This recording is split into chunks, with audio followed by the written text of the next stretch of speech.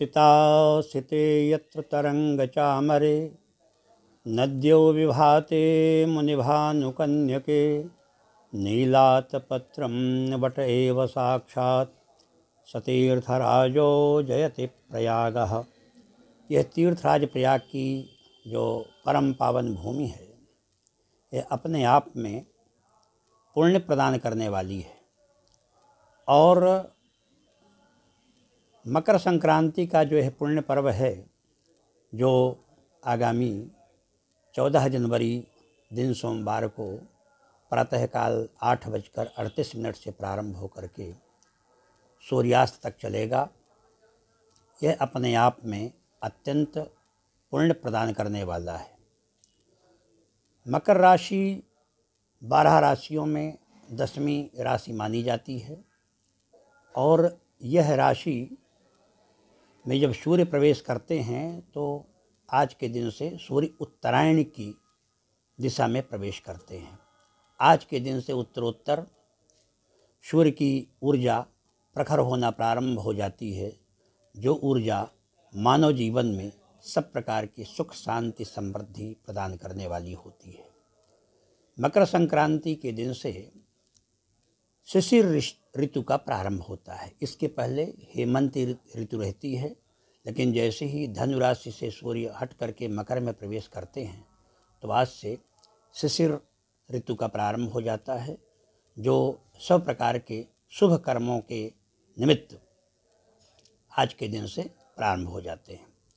तीर्थराज प्रयाग में भगीरथी माँ गंगा, यमुना और सरस्वती का जो यह त्रिवेणी की परम पावन धारा है, धर्मशास्त्रों के अनुसार भगीरथी माँ गंगा स्वयं भक्ति के प्रतीक हैं, सूर्य तनया माँ जमुना कर्म की प्रतीक हैं और जो अदृश्य सरस्वती हैं यह ज्ञान की प्रतीक हैं। मकर संक्रांति के दिन भक्ति, कर्म और ज्ञान की गंगा में जो स्नान करता है उसका एक अद्भुत फल प्राप्त होता है। आज के दिन से ही हमारे देवताओं का दिन प्रारंभ होता है और राक्षसों की रात्रि प्रारंभ होती है। जब सूर्य उत्तरायण में रहते हैं 6 महीने तक देवताओं का दिन रहता है और राक्षसों की रात्रि रहती है। और जब दक्षिणायन में सूर्य प्रवेश कर जाते हैं सिंह राशि के पश्चात, तो उस समय दक्षिणायन के सूर्य आ जाते हैं और तब जो है हमारे यहाँ देवताओं की रात्रि और दैत्यों के दिन प्रारंभ हो जाते हैं। देवताओं के दिनों में निरंतर मानव जीवन में उत्तरोत्तर भक्ति, ज्ञान, वैराग्य का समावेश होता है और जब देवताओं की रात्रि प्रारंभ हो जाती है तो भौतिकता या भौतिकवादी मन मस्तिष्क में मानव प्रवेश कर जाता है। इसलिए उत्तरायण के सूर्य का अत्यधिक महत्व है और मकर संक्रांति यह केंद्र बिंदु है। मकर संक्रांति के दिन मातृवेणी में स्नान करने के पश्चात प्रयाग में दान का बहुत बड़ा महत्व है। हमारे यहाँ धर्म शास्त्रों में दान में कम कलयुगे, कलयुग में दान का विशेष महत्व है। लेकिन मकर संक्रांति के दिन कुछ विशेष दान की बात हमारे यहाँ कही गई है।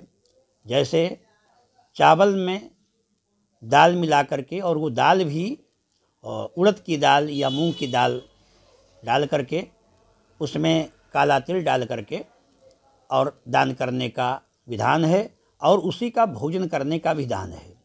क्योंकि जो चावल होता है वो शांति का प्रतीक है और जो उसमें दाल पड़ती है वो कर्म की प्रतीक है। जीवन में शांति तभी प्राप्त होगी जब आपके जीवन में सत्कर्म जुड़ जाएंगे। ऐसी स्थिति में और जो काला तिल है वह तो जो है स्वयं कृष्ण का रूप माना जाता है, इसलिए काले तिल का भी अत्यंत महत्व है। हमारे यहाँ शास्त्रों में ऐसा कहा गया है कि मकर संक्रांति के पश्चात जो ये माघ मास आता है, ये माघ मास स्वयं भगवान कृष्ण का स्वरूप माना जाता है, विष्णु का स्वरूप माना जाता है। इसलिए मकर संक्रांति के दिन से आपकी इस गंगा यमुना के परम पावन धारा के तट पर लाखों की संख्या में लोग कल्पवास करते हैं और कल्पवास करके यहाँ पर अपने मुक्ति की कामना करते हैं। क्योंकि प्रयाग मकर संक्रांति के लिए हमारे यहाँ श्रीमद् गोस्वामी तुलसीदास जी महाराज ने संकेत किया है, माघ मकर गति रवि जब होई, तीर्थ पतहि आव शब कोई, देव दनुज किन्नर नर श्रेणी, सादर मज्जहि सकल त्रिवेणी। तो प्रयाग में जितने भी लोग मकर संक्रांति में आते हैं और आकर के यहाँ पर गंगा में स्नान करते हैं, यह मानव रूप में स्वयं देवता आते हैं, क्योंकि देव दनुज, देवता आते हैं, धनुज आते हैं, मानव आते हैं, यक्ष आते हैं, किन्नर आते हैं, गंधर्व आते हैं। ये सब के सब यहाँ पर मानव शरीर धारण करके यहाँ पर आते हैं और आकर के सब जो है अपने पुण्यों का अर्जन करते हैं, अपने पूर्वकृत किए हुए पापों का प्रायश्चित करते हैं और भगीरथी माँ गंगा में स्नान करते हैं।